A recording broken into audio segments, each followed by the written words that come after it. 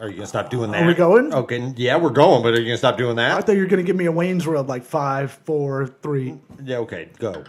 Sweat Equity Podcast and streaming show, the #1 business comedy podcast Holy guacamole!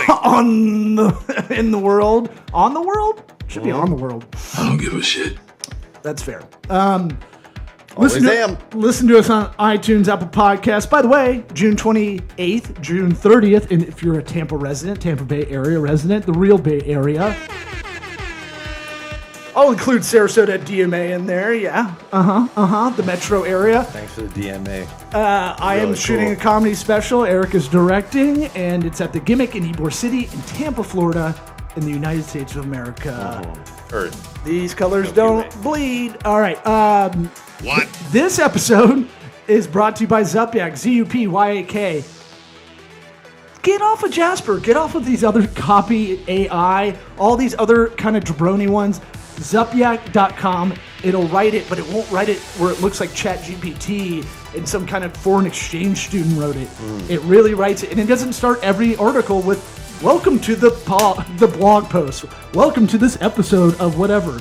It doesn't do that. It's the first AI search optimized AI writer for SEO. Yeah. All that stuff. I guess. Zupyak.com, Zupyak, promo code SWEAT, and also Flowdesk email marketing.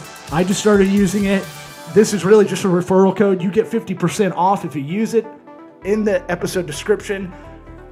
Now we got to get our honey on. We got to get our honeybee talk on with not the creator of the Espy Awards, but has the last name Espy, Jack Espy of Spirited Hive. Jack Espy. Honey time. It's called sweat equity.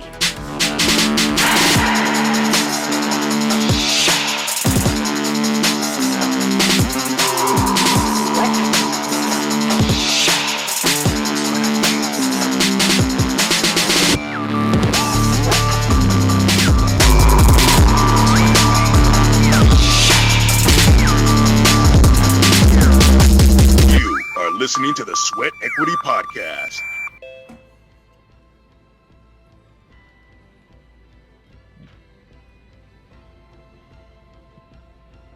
What is happening?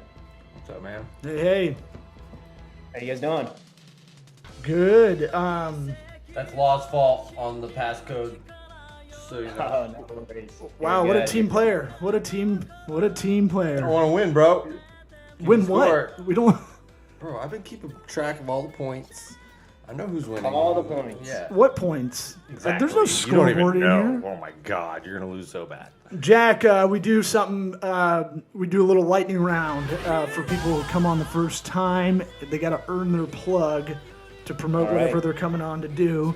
So first, Are we actually gonna deny somebody their plug? shut up. You just took all the like the meat out of this. Jack, have you ever seen a UFO or a ghost, or had an experience? Never seen a UFO. I've seen a ghost though, and I never thought I believed in ghosts until I saw one. I was like, no, I believe in ghosts. I do believe in UFOs too, though. Okay, you can elaborate too if you want, because I mean he said lightning round, but you know I could talk about it all day. Well, we'll get to it. We can circle back to we'll it like a circle real. back. Okay. We'll Is- circle back to Is the- a hot dog a back to the sandwich? ghost. Is a hot dog a sandwich? No. You got one? I'm writing down ghost, Uh-huh. so we could circle back. Because we're gonna watch that movie after this Huh? Oh yeah. and do the Reenact pottery it? scene. Yeah, we'll Mhm. redo it. Yeah. What do you got? Is there a God? I believe so. Yeah. What's your go-to karaoke song? Watermelon sugar. Interesting. Who sings that? Who does that song? Harry Styles. People hate on Harry Styles, but it's a great song. Really? I didn't know he sung that. I'm proud I didn't know that. Let's see. What's your spirit animal?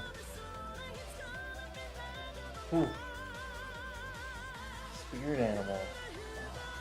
Maybe a wolf. Throw a wolf on there. Wolf is, I feel like the default go-to. What about that one? You want that one? Which one? The middle one. Can you read? No, I don't like that one. It's I an love this awkward one. Yeah. What's the?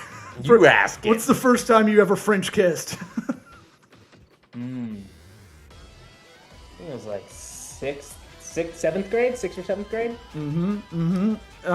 Did you listen to the show before coming on? I did. So you knew this was maybe happening. I knew this was coming. Okay. I knew this was coming. And what advice would you give your 13-year-old self? Oh. That one you should have known, because we ask everybody that for sure. Yeah, that one's a tough one. I mean, I would probably say it's going to be kind of cliche, but if I had known I was going to be a founder, I would say just go for it, go for your dreams, go after it, and get it. All right, you've earned the plug. I'll put some fun music under this. No, you won't. I have been doing it. Have you? Yep. No idea. Yeah, I know. You've been checked out, bro. I checked right on out. Jack, you've earned yourself a plug. Where can people find Spirited Hive and anything else you want to promote? Yeah, so if you want to follow us at spiritedhive.com on Instagram, if you want to follow me, Jack Espy on Instagram, ask me any questions, and then you can buy Spirited Hive online at spiritedhive.com. We're selling in 40 different states right now, and then if any of you live in Tennessee, Texas, Florida, or Michigan, you can find us in stores. What store in Florida? We're in Tampa. We're in almost all Total Wines in that area. Damn it. I almost went there, right? I was a minute late getting to the pod because I went on a quick run. I mean, you almost went to the store. I thought you were going to say that. You almost went to like that as your answer. No, I saw Total Wine and more, and I was like, "Oh, I don't think I have time to run in and run." No, you didn't have time for that. You didn't have time for where you went. I made it. I didn't give the passcode to the Zoom on purpose to buy me some time. Right. It's all part of my plan. I'm playing 3D chess, y'all. A couple of minutes. And then, so you can ask all your ghost and no, I just want to hear about questions. It. You saw a ghost. So where were you? What happened? Did you actually see something, or did you see something move? What happened? Oh, I saw like a legit ghost. Really? I was in Northern California near like Mount Shasta area. Dude, I was going to say Mount Shasta is like known for crazy shit and UFOs actually. Yeah, it's spooky. Like the Lemurians, I think they're called. They're like the UFOs. Those are like the aliens that are supposed to be in Mount Shasta. But I was not too far from there, staying at this like old house. And the caretakers say that there's like a woman in a white dress that like is a ghost there. And I was kind of like, yeah, sure, like whatever. And like by the third or fourth night, I can't remember which night it was, I was sleeping, and literally in the room was the woman in the white dress, like looking at me. Do you ever get that feeling when you're like sleeping and you feel like someone's in the room? I had that feeling, and I woke up, and in the corner of the room was this woman in the white dress, and I was scared shitless. But I was always never believed in ghosts until that happened, and I was like, okay, now I'm like a full-fledged believer in ghosts. Yeah. It's weird. Like it's just a lady in a white dress, but there's always fear. You always get that like sense of dread. And I'm just going to keep asking this until you quit being such a hater on all this stuff. Oh. It's never like the ghost is never like a CPA. It's always like a creepy kid or someone that got murdered, or if it's a woman, it's like you a just got to go lady. to a haunted CPA office. I'm just saying, like, you're just looking at it happens in other places, the old houses and stuff. That's what they're going to look like. Hear me on this. It's never ghosts are never actuaries. They're never like the most boring thing. It's got some weird macabre to it. It can't just be, hey, someone killed me here and I'm just hanging out. Well, yeah, there you go. That's the thing is a lot of people believe that it's like unfinished business. Either you were murdered or you were a murderer or something crazy unexpected happened. You get caught in this loop. I want to believe in these things. I just don't. I don't. It's like that smells like confirmation bias. They said, hey, there's a ghost here. You're going to stay in this creepy house. And then you had the vision of it. Who knows? Maybe my mind was just racing and I was dreaming about it. And it was kind of one of those like in between reality dreams. Who knows? But I'm guessing you've never seen a ghost. No, not that I know of. And I've I don't been really dead this whole time. I don't really dream. Yeah, are you real? It's one of those things where I don't dream really anymore. I don't know if that happens as you become a man. No, I know why. Just like an old crusty man. I don't dream anymore. I know. don't dream I anymore. Do you daydream still plenty. feel feelings? I daydream like the best of them. I can sit around and kind of illustrate something in my head, but I got feelings. I'm emo. I listen to My Chemical Romance still. It's or 30 Seconds to Mars, whatever you want. Doesn't mean you have feelings. Do you have alien questions for him? I mean, I'm just more perturbed. You're deep in the Reddit fat dad hole of subreddits of alien stuff. Oh, you're perturbed by it now. Interesting. Okay, why? I'm not annoyed. Because I'm perturbed. trying to challenge your life view on what's real and what's not, and you're just being stubborn. We promised not to argue in front of No, the guests. we're arguing. Sorry, Jack. We're the hosts. You get to see how the sausage is made. It makes them feel awkward.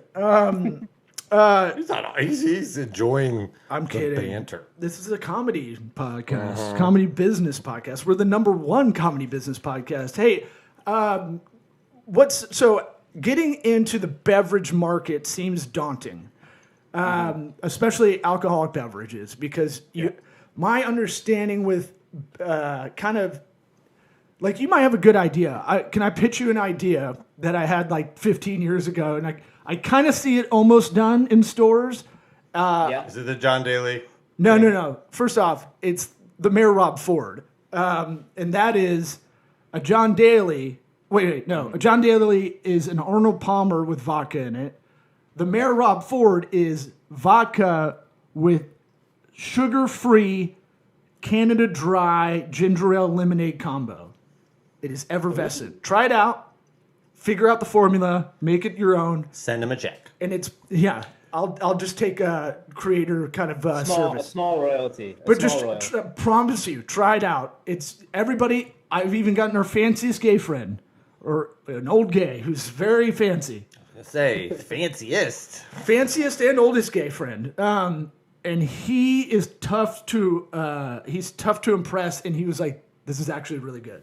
I've got friends that are older and gayer. Oh yeah, gayer. Big time. Prove it.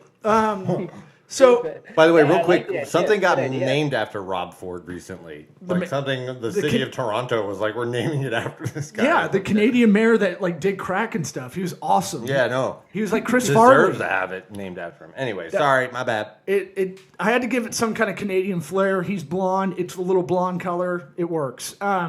Except all women I've told this to call it the Tom Ford. It just their brain autocorrects to Immediately that. goes straight to Tom Ford. Yeah, I could see it. Yeah. But his legacy needs to live on. You die twice. You die the real death, and then when your name stops being said around. Yeah. You know? You're You lucky. bring him back to life with a drink. Maybe he'll be a ghost to y'all. Maybe he'll be my ghost. That would be so awesome. Here was the idea that I had a long time ago, and I actually did try to kind of work on it with a friend that does like design, how you would do it. It's mimosa on the go. I called it Tagosa. You know it's pretty fucking good, dude. Well, they have those like I don't get them. I've never seen anybody buy those. Like you're at a gas station, like one of those ones that has like 20 pumps and it's got a huge convenience and a beer cave and all that stuff. And then they have the impulse aisle near the counter, and it'll have like those balls of Yeah, the ones like right on the counter. Right yeah. there. It's right up there with pickled egg jar. I've never seen anybody buy it, but somehow it's ubiquitous at bad gas stations. To go, You're pretty much just naming cocktails that could be sold in stores. It's about the delivery system. It's not really about the product as much as it's a Tagosa. It's all about, at the end of the day, it's like you're saying, delivery system, the branding, the marketing, and the brand name behind it. At the end of the day, is kind of what sells those type of products, like drinks that already kind of exist. That's exactly how you sell those. It's all the marketing behind it. Yeah, it's total impulse buy. You're at Total Wine and More, and you're like, it's near the wacky shit near the counter. You're like preparing for a party later in the afternoon. You're like, oh man, I want to start drinking right Well, now. Ooh, one of those mimosa Tagosa. Yeah, but you don't have to go get the shit. It's already ready. You know, it's so cumbersome to get. I was just being the person who was already sold on it. I didn't- don't know why you're trying to convince me. Your tone was You very know what? negative. I don't like how much of a pussy salesman you are. I'm not buying it now. Yeah, your tone was negative. Well, have you guys seen, like the checkout, those things called bug balls? That's what I'm talking about. Bug balls. Yeah, that's what I was thinking of. Yeah. You No. want to hear something crazy? Is that they just sold to Diageo, I think it was Diageo, like 2 weeks ago. What? How much? How much we talking? It wasn't disclosed, but I think they were doing like a couple, I think it was like, don't quote me, but I think they were doing like 10 to 15 million in sales a year, maybe even more. They've been around 10, 15 years. Like, I don't know, what is it? They've been around for a while. But like, you probably walk by them all the time. It's these little balls that are alcoholic drinks, and they're like kind of fruity cocktails. Malt, so that's the thing, they're malt.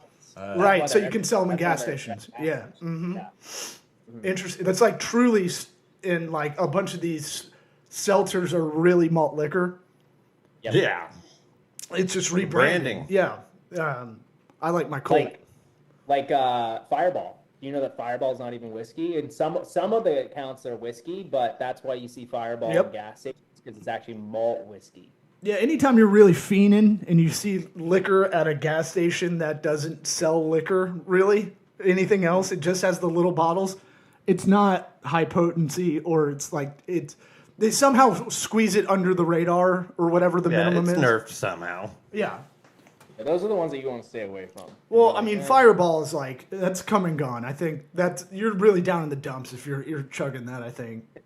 Yeah, I mean, that's especially the malt one at a gas station. Yeah. You must not be dreaming anymore. You know what I mean? Right. So, Tagosis, do what you will with that. It was more about the name. You can have that. Yeah, that's yours. Go ahead, no problem. Look, I come up with a great idea. You can brand the fuck out of that. Because just like those, what are they called? The Bunsen burner balls? Yes. Like I guarantee you've walked by them 1,000 times and never really noticed it. You might see it now. Reticular activation theory. You will see it more and more now. Mm-hmm. But it's one of those things that, those dumb kind of, you're like, who buys these? And that company's profitable shit. So Yeah, no, it's crazy. So- Well, I mean, like Monaco is another brand like that. Monaco cocktail, you probably have seen it. You're probably like, who's buying that? But they're doing like, I don't even know how many in sales a year. It's crazy because it's like those impulse buys that you see, and they sell them in 1 cans instead of 4-packs. So it's like, oh, it's 1 can, Right. That's like nothing. for teachers getting right at 3:15, for 4:30, but whatever. any police getting off work. Security guards. They handle the singles, I feel like. I wonder if like alcoholic beverage branding is like one of the most targeted. Like, I feel like there's more of an attachment to who you are by what you drink Sure.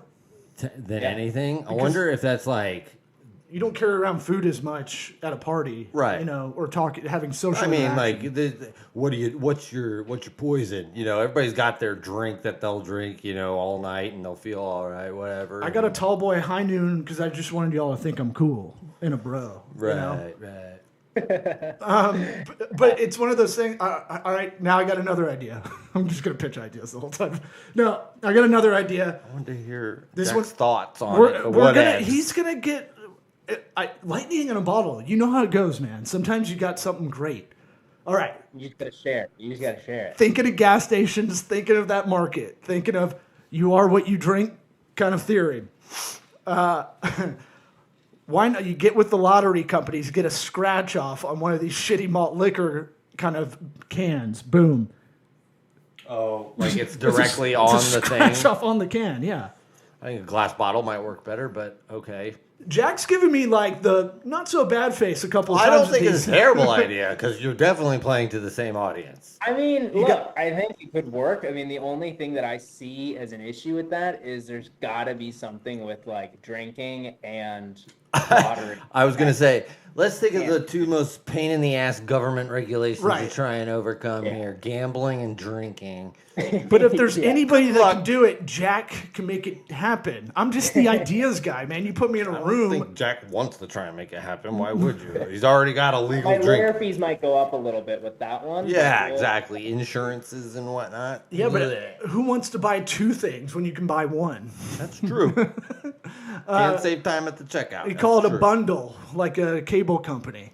All right, You're so pretty much flow. You're pretty much flow from whatever that insurance. Yeah, is. I'll Yeah. be her. When you do a startup beverage and it's different in beer than it is, what is y'all's category considered?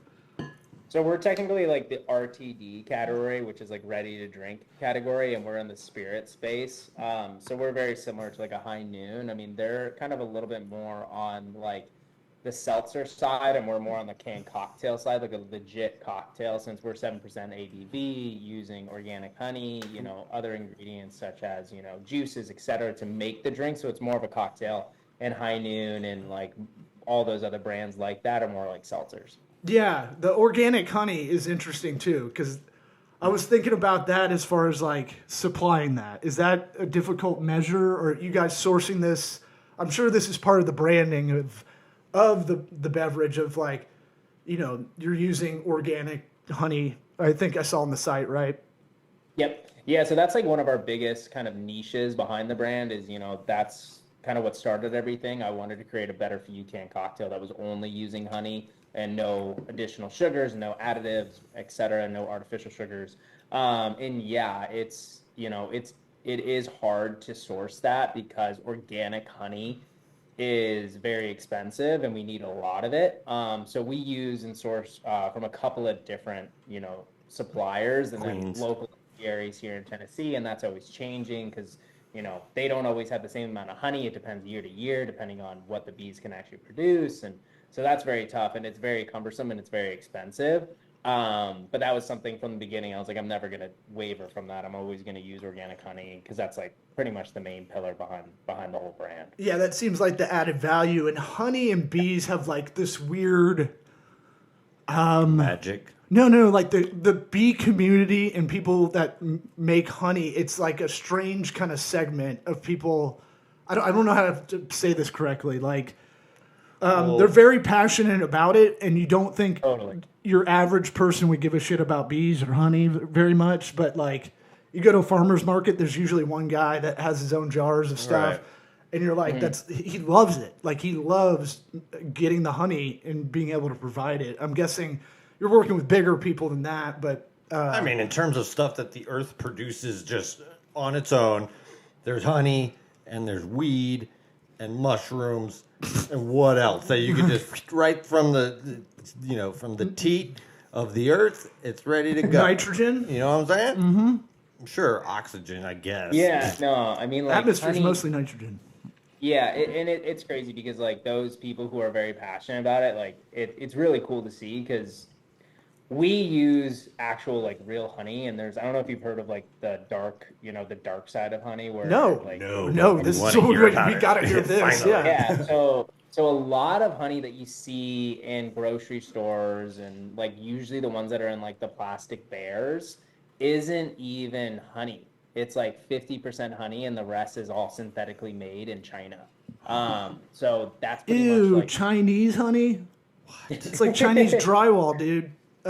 it's pretty much like corn syrup and all. It's like not good for you at all. Whereas like we try to source like actual real raw honey, which makes it more expensive. We could easily go down the route of like sourcing honey from China or whatever, and it would be like a fraction of the cost. But we're just not going to do that. And we want to try to be as transparent with our consumers as possible. But yeah, I mean, it's really tough because it's also super viscous. It's so thick that working with a substance that thick takes a lot more time, money, and effort to actually put it into a can.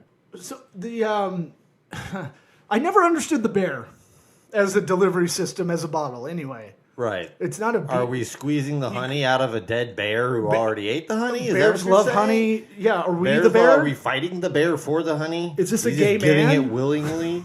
Right. What are the sexual overtones to the situation? We got to address that too. Yeah, there's a lot. There's a lot to think about. Yeah. And you never really thought about it until you just brought it up. That I was like, oh yeah, it's in a bear. It should be a bee, It should be a cute bee. but that's the problem. Bees aren't cute. The other thing with beverages, Kinda scary. you have to worry about logistics of shipping and the bottle actual design of it and how much you Yeah. can fit into a certain amount, a pallet that fits into trucks and everything. Yeah. Was that an issue? I dated a gal that worked for Coca-Cola, and she broke it all Yeah. down for me, and I was like, Most people find this very boring, but I find it exciting because, like, if you make the can a little bit different, like if you make it taller, you can't ship as much, and if you make it, there's an optimal size for everything, and then you have alcohol, which is a little bit tougher to ship because you got to make sure it doesn't get messed up or skunked or whatever, right? Yeah, there's so much that goes into freight and shipping and moving, alcohol across state lines and, the taxes behind all of that. And then on the shipping side, it's just super expensive because, obviously when you have a can of product and you're shipping a whole pallet, it's really expensive. And if you're and the cool thing is we're growing. So now we can do closer to like full truck sizes. So like when we're shipping product to a distributor, we'll pile it up and we'll save a ton on cost. But like in the beginning, it was super expensive on shipping. And yeah, you make another point too there. It's like how we structure everything because we're in 12-ounce sleek cans. That's much different than shipping like the squat cans, etc. And it's like wider versus slimmer. And like luckily now we've got it down to a science. But in the beginning, I was like trying to figure it out. I was like, I have no idea. And I was like literally throwing spaghetti at a wall. Like, I guess we'll do 24 cans per case and 104 cases per pallet. That sounds right. Why not? Let's do it. So, now we've got it down to a science, and I have a whole ops team that kind of handles all that. So I don't really look at that too much day to day, but it's definitely fascinating how we move product pretty much all over the country. Tell us about the growth of it. So you had the idea. We kind of skipped over that. What's the origin story of this? Yeah, so I was in college at USC in LA and graduated into the pandemic. Sorry about OJ. R.I.P. He was a good guy. R.I.P. But I graduated in the pandemic, and I was about to accept a job in LA in capital markets and real estate finance, and that fell through because of COVID. And like everyone else at this point in time, I was mixing up one too many quarantine cocktails and kind of landed on this idea while making drinks with some friends. I was making up Moscow mules and Mexican mules for my buddies, which are my two favorite drinks. And I was making all these drinks, and my buddies were like, damn, Jack, like these drinks are really good. You should can them, because that was kind of right at the beginning of the whole can cocktail boom. Like High Noon came out the year before that, and there's all these popping up like literally every other week. And I was like, yeah, that'd be kind of a fun passion project to kind of pursue until we knew what was going on with COVID. Because I thought COVID was going to end within like a couple of weeks. I mean, no one really knew what was going on. So I was like, yeah, I'll take a stab at it. So we're all thinking about different names. And I was like, well, what about the name Mint B? And they're like, well, first off, that is the stupidest name I've ever heard of. But why Mint B? And they're like, it doesn't make any sense. And I was like, well, because there's mint and a Moscow mule, a Mexican mule, and B because they're sweetened with honey. And they're like, dude, you're an idiot. Like, honey's on either of those drinks. Like, what are you talking about? And I love honey. I put honey on like my coffee and my yogurt. I put it on everything. So I just so happened to be sweetening it with honey. And then, I was like, well, what if I took that idea and, made a better for you canned cocktail that wasn't using synthetic sugars? It was using honey as a sweetener.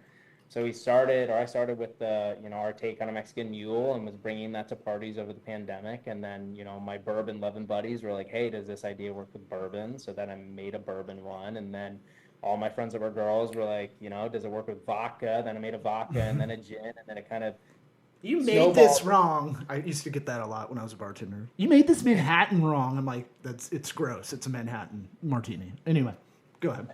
But it kind of snowballed into this whole idea of like, who's your hive, who's your community, who are the people that you love to drink with. It could be your work friends, your close friends, really anyone in your hive. And not everyone in your hive like the same alcohol base. Everyone has different preferences. So that's kind of what we came up with, is like anyone in your hive, if they like the idea of a better for you canned cocktail, we've got a gin, a vodka, a bourbon, and a tequila for anyone in your hive friend group. So that's kind of when I, developed that over multiple years, and then I launched it in May of 2022 here in Nashville and built it as a Nashville brand, and have been slowly growing into, new states, hiring new people, developing new flavors and all of those kind of good things. So it's been a long process over the past 4 years, but it's excellent to see the growth that we've had over the past couple of years, and we're continuing to grow and continuing to hire new people. Do you have a product integration worked in Nashville with the bachelorette party bicycle bar thing? Yeah, so we were working. So the bicycle The whole place bar, is those. It's just Those things are traffic great. of So that. how those work is they don't have liquor license themselves, but Oh, I didn't think you were for real going to answer. I was kidding. But Like, no, as a matter of fact, we do. He's a good businessman. He's already thought of your shit. The things you're coming up with, he's already thought of. No, I hear it's like it's got. There's so many in Nashville. It's like insane. yeah. It's like it's cartoonish how many are just driving around. Oh, and also there's some. It's not even just one brand. There's multiple different companies that do it, but they all stop at this one liquor store here called Frugal McDougal, and it's really hard to get product into that store. And we finally got product in there about 2 months ago. So now those beverage, and we did it mainly. You know, it's a big account here in Nashville, but the main reason is that all those pedal tavern things go there. So now we have product there. So we've been seeing our velocity go up in that account due to the pedal taverns buying the product. So Frugal McDougal's their hive. Yeah, there you go. There you go. It is. Don't encourage him. Don't encourage that shit. I mean, that's cool though. Like those people, most of those people are from out of town. They come check that out in Nashville. They go home, you know. Well, that's a big about reason too. You know why we launched it here is because it's a destination city, not only for the bachelorettes, but you know, country music. We're one of the best sporting cities here because you got Nashville Soccer Club, Predators, and the Titans, and we might be getting a Major League Baseball team here soon too. So, Hopefully and it's not the all Rays. very close, all very close. So people come in, see the product, they're like, "Oh, what's this Hive thing?" Go back to wherever and be like, "Hey, you know, do you have Spirited Hive?" And then that's when we start to get the snowball rolling around. Hey, let's open up new states because multiple people are asking for it, which is another strategic way why we opened up Nashville. Blue city and a red state. I think those are the best kind of towns in America to be in. You know. Yeah. Are you vertically integrating? Are you looking into acquiring farms or what are they called? Bee havens? Bee what is it? Apiary. Apiary. Yeah, I like bee haven. I think once we get to the Bee-base. size, like with that, it's it's too much overhead for us right now. Like owning land and hiring people to operate the apiaries. I mean, something that we could do is lease out land and do that. It's definitely something that we've been looking at. We actually are looking at doing that potentially either here in Tennessee or South Carolina. That was something that we were looking at, but it would probably be like 2026, 2027 until we got to that size. Yeah, I mean, it sounds like you've been growing at a rapid pace. If you're already getting distribution in 40 states, and you came up with this is a pandemic baby. So it sounds like you're on your way. So we have distribution from D to C, so direct to consumer sales online through 40 states. We sell specifically, like if you went into a liquor store in Texas, Florida, Michigan, Tennessee, and then soon to be Georgia in July. So it'll be like 5-6 states. Yeah, but that ain't nothing. That ain't nothing because I mean, just getting distribution anywhere. Apparently, it's very weird and like insular. That's what I'm saying. Like the red tape is ridiculous, especially for booze. Slap a scratch Even off if you on want to that. distribute eggs throughout the United, it's a pain in the ass. Booze, lots of paperwork. Yeah, because each state is so different. Right. And they tax differently, Single state taxes are different, but then you have Alabama The doesn't. laws, Alabama the doesn't. bureaucracy is different there. Like it's just all. I was doing the Birmingham Stardome, and it's a Sunday, and I was like, it was 12 noon on a Sunday, and I was like, I'm gonna get some beers and just watch the Bucks game, from my hotel room, and you couldn't buy beer, and I was like, oh, I It's forgot. Lord's Day. This happens still. I forgot this is know. a thing. They tried this in Tampa at one point. Everyone like almost rioted. So There's fucking dry counties still. right, yeah. Or you got to buy from like a packy store if you're in Massachusetts that's owned by the Right. government. Or Pennsylvania has state stores. Yeah, Pennsylvania, North Carolina, Wyoming, Montana, like North Carolina. Yeah, and that's the thing. Each state is completely different. You have like franchise states and independent states like Tennessee. Then you got chain states like Florida, Texas, California. You got dry states. It's all very, very different. And that's the thing. So you have to like navigate that. And then you also have to navigate distribution. And since now the product that you're sitting right in front of, High Noon, they're taking over the world. It's really tough to get shelf space because, like just for an example, We'll take free cases and drink it on air every time we're doing this. So anytime you want to send us a pallet, by all means, one falls off the truck, that's fine. I can work pallet jack. Yeah, no, I'll 100% send you guys a product for you guys to try and drink on the podcast whenever. But But yeah, High Noon, it's crazy. They have grown, I think, they're going to do, I think, 27 million cases this year, maybe even more. And it's like, it's insane. So it's really hard to compete with that. So, for us, it's like trying to be strategic on, how can we get in with these distributors and make it a partnership? Because a lot of these other brands out there, think that their job is done once they land a distributor. But in hindsight, that's when your job really begins, because you have to support the accounts. You have to get those velocities through. You actually have to get like the repeat buys, because once you land product on the shelf, like that's the easy part. It's like, how do you deplete the product off the shelf? How do you merchandise? How do you do tastings? How do you get people to actually like the brand and buy for a second time? So that's the thing that's super hard with beverage alcohol. And it's very capital intensive. You need a lot of money to be able to actually create a successful brand. Yeah, that was my next question. Are you looking to get acquired? Because we're in the age of acquisition of all startups and whatnot. And it's not icky or anything. It's just that's the plan for a lot of people, is to have a startup and get acquired. It sounds like yours has been all within kind of growth. Is that fair to say? Like you're not taking too much outside capital, or VC firms not like, here's a dickload of money, just do what you need to do kind of thing. Yeah, it's two things that you can kind of chase in this industry. It's either you chase profitability or you chase growth. I think the times of chasing growth is kind of over. That was kind of 2020, 2021, beginning of 2022, like a lot of these beverage brands were getting acquired left and right because they were doing insane amount of cases. Right. And, but you look at their margin, and the margin was nothing on the premise of, when we get acquired, these beverage acquirers can change that, drop our cost of goods, increase our economies of scale, and now our margin's a lot higher because they have the ability to put us in their distribution pipeline, and we'll be good. That's kind of died off because of the amount of products that are in the market now. So now it's like kind of a balancing act of, yes, still chasing cases, but in a smart way where your burn rate's not crazy, and you're trying to at least reach profitability. So we're trying to become profitable in the next 2 years, hopefully, which will be attractive for an acquirer to say, hey, they've actually proved out concept. They're doing well in a handful of markets. Because we don't want to take the approach of like what High Noon is doing, and it's nothing against what High Noon's doing because it's clearly working, but for such a small brand, we don't want to be in 50 states because that would be too much. Yeah, it's crazy.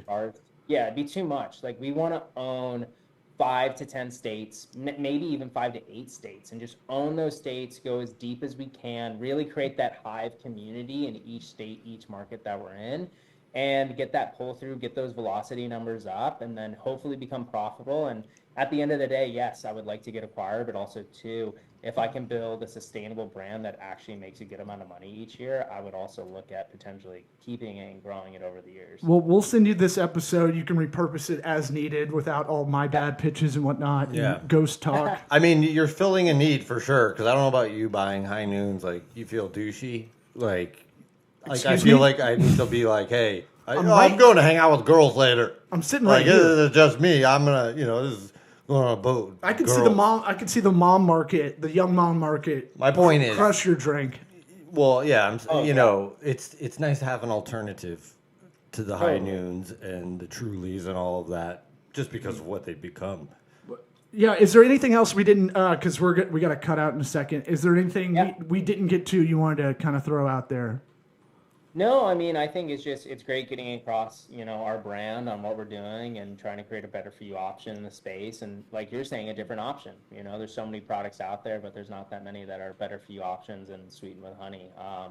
I think the other thing is, we're launching new products and new flavors, and we're also launching new merch and everything. So would love to send you guys some hats and stuff like that. You got some tank tops. Hell yeah. What are we talking? Yeah, tank tops will be great. I mean, t-shirts work. We make tank tops on our own. Yeah, we can cut the sleeves off. See, Yeah, here, I tell my kids immediately the sleeves got scared and popped off. But yeah, we can do whatever. Appreciate you coming on. We'll have to, maybe a year from now, we'll have you on and see how everything's going. I love that. All right. Love that. I appreciate you guys for having me on. Thank you guys. We'll keep in touch, man. See ya. All right. Have a good one. See you later. Peace.